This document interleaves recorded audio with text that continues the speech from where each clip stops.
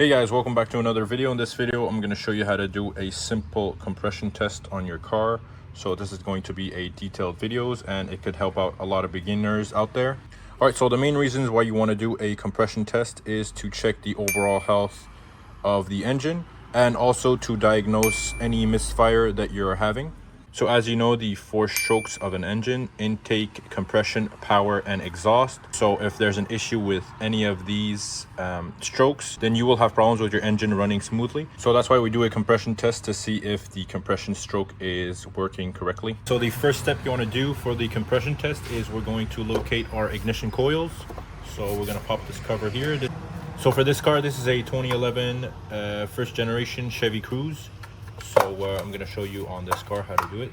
All right, so the ignition coils are here. It's all one rail, so we're going to take them off all in one shot.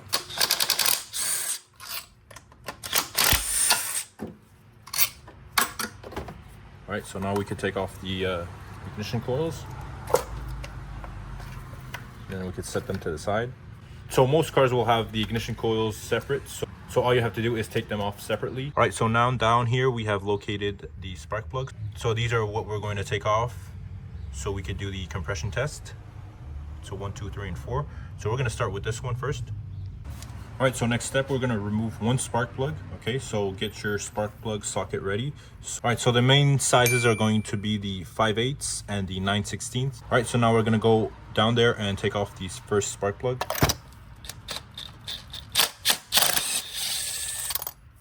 All right, so spark plug is out. All right, so now that the combustion chamber is exposed, so we have direct access to the piston. So now you want to be careful not to agitate any debris or make sure nothing falls into this hole as we're doing the compression test. So you want to make sure your area around the number 1 cylinder or whichever cylinder you're working on is clean. All right, so now we're going to take our compression tester and get the pieces ready. So the one I'm using here is the Mightyvac MV5530. So for the quality and price, this is probably the best one. So I'll put a link in the video description where you could purchase these on Amazon. All right, so now let's open it up. So we got the pressure gauge here, and then we got the different adapters. So all we have to do now is match the threads on the adapter with the threads on the spark plug. We only have a few of them to try, so we're gonna try this one first.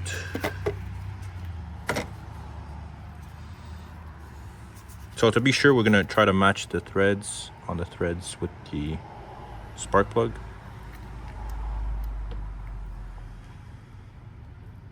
So I think these match. All right, so now we're gonna take the adapter and start threading it in. So if it doesn't thread in easily, then you probably have the wrong adapter. So it should thread in just by hand. And I think this one is catching already. So to be sure, we're gonna pull on it upwards a bit. Okay, and it's good. So since this adapter had only a few threads on it, you would just want to run the threads down until the O-ring hits. All right, now we're going to take our pressure gauge and attach it here. So we're going to pull this back and then push this inside. Okay, and then tug on it to make sure it's secured. All right, now we have the adapter and the gauge ready. And now what we're going to do is we're going to go inside the car and crank, and then we're going to watch this needle go up and then give us the reading that we're looking for. All right, so before we start cranking, there's one more thing we have to do. We have to disable the fuel injectors. So we're going to go ahead into our fuse box, and now you want to locate your fuel injectors. So in my case, it's going to be fuses 8 and 9. So 8 and 9. If you can't locate your fuel injector fuses on the outside fuse box, you could also check on the inside fuse box. And if you still can't find those, you could always reach in here and disable them manually. So unplug the individual injectors on whichever cylinder you're testing. So the reason why we disable the fuel injectors is we don't want the fuel injectors to be firing as we're cranking. That could cause the combustion chamber to be flooded with fuel, and we don't want that. It's going to wash down the cylinder walls of the oil. It's going to clean it and we're gonna have excessive fuel into the combustion chamber that we're gonna have to burn off, and that could be dangerous because it could cause engine damage. So make sure to do this crucial step before starting. All right, now we're ready to take measurements on the first cylinder. So now we're gonna go inside the car and crank. All right, so we wanna crank for about 5 seconds to make sure that the pressure builds up. All right, so here we go.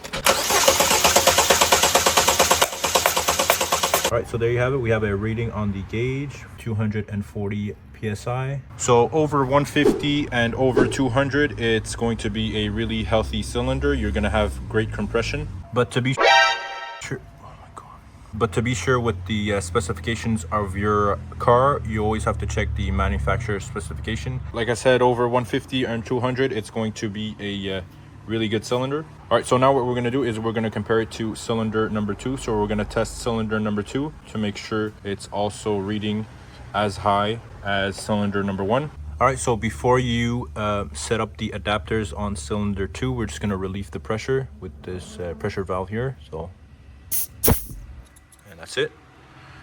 So now I'm gonna take you guys back when I'm ready to test cylinder number 2. All right, so we're gonna take off the spark plug on cylinder number 2, but we're also going to put back the spark plug on cylinder number 1.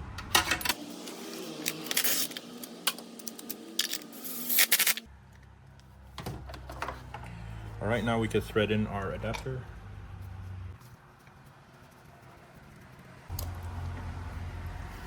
Okay, and now we're ready to test cylinder number 2.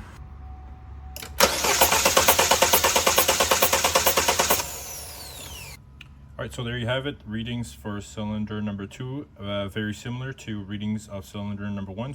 So there you have it. This is the basics of a compression test. So you could go ahead and test your other remaining cylinders. So if you have 3 and 4, or if you have a V6. All right, and if you're getting low readings in either cylinder, so either a reading below 150 or below 100, then you know that cylinder is a problem. That's what could be causing your misfire. So there's 2 main reasons why your cylinder isn't building enough pressure. So either the piston rings are damaged, or you have a broken either exhaust valve or intake valve that is not helping to seal when going for the compression stroke. All right, so this is where a borescope camera could come into play if you want to investigate further the damage inside the cylinders.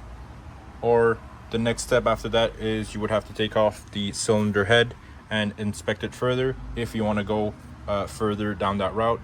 But if you do have a low compression on either cylinders, it could get really expensive since you're gonna have to, it's going to be an engine tear down job to see what it needs. All right guys, there you have it. That's the basics of a compression test with your compression test kit. So like I said in the beginning of the video, this is good to diagnose any engine performance issues or any misfires that you have. And with the readings of the compression test, it could give you an idea of what's going on. But like I said, a low compression test reading usually indicates engine damage, and that's going to be up to you to decide if you want to go ahead and fix it or get rid of the car. All right guys, I hope you enjoyed this video. If you have any comments or questions, leave them in the comments below. Like I said, I will put a link in the video description where you could purchase this compression tester kit. All right, make sure you like and subscribe and comment if you have any comments, and I'll see you guys in the next one. Peace.